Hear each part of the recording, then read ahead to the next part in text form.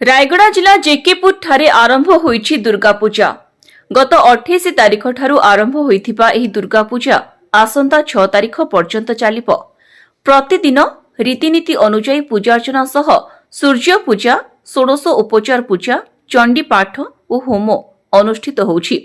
प्रतिदिन दुर्गा पूजा देखिबा पई हजार हजार संख्यारे भक्तंक भिड़ देखिबाको मिलुछि। सुसज्जित आलोकमाला और विभिन्न स्टल सह प्रतिदिन संध्यारे विभिन्न कलाकारंक द्वारा परिवेशित सांस्कृतिक कार्यक्रम दर्शकों को आकृष्ट करुछि। भक्त माने जेपरी मां को दर्शन सुरुखुरुरे करिपारिबे सेने जेके कंपनी तरफरु समस्त पदक्षेप ग्रहण करा जायछि।